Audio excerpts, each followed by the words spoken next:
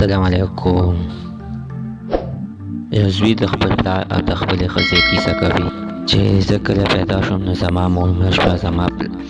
زما پلار په ما باندې ښه تعلیم وکړ. ما د پلار په هغه خوب باندې خاورې واړولې. ولې چې کله زه د واده شوم نو پلار ما ته یوه جینۍ وکتله چې هغه جینۍ زما د پلار د ملګري لور وه. زما پلار هغه ملګري سره جبه کړې وه کله چې زما زوی د واده شي نو زه به ورته ستا لور واده وم، او هغه په ډېره خوشحالۍ سره دې ته غاړه ایښې وه.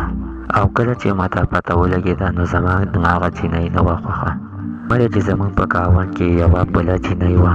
ولې چې زموږ هغه جینۍ خوښه وه. کله چې پلار زوی ته وویلې چې تا له موږ هغه جینۍ خوښه کړې ده او ستا یوه هفته بعد کویدن ده. کله چې دې هلک ته پته ولګېده نو د خپل پلار ته ټوله کیسه بیان کړه.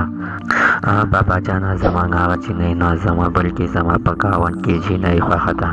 او په دې خبره باندې د دې هلک پلار ډېر سخت غوسه شو او ورته ویلې چې تر څو پورې زه ژوندی یم نو ستا د ګاونډۍ جینۍ سره واده نشي کېدی، او چې زه چې څه غواړم نو هغه کار به کېږي. کله چې دا دغه ګاونډۍ جینۍ خوښه ده نو هغه جینۍ ته یې ټوله کیسه بیان کړه. هغه جینۍ ته خو یې وویل چې یعنې زه اوس څه وکړم، چې څه دې خوښوي هغه وکړه، اوس راشه زما د پلار نه زما رشته وغواړه. که ته غواړې زه تا سره د خپل کور نه تښتېدی شم.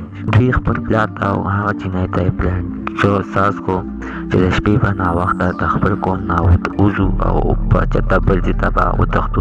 دې هلک تمانچه راواخیسته، راپولې هغه د پلار د ملګري لور ویشتله او د هغې نه پس یې خپل پلار ووچلو. هغه جینۍ یې ځان سره واخیسته او د خپل د کور نه وتښتېدل.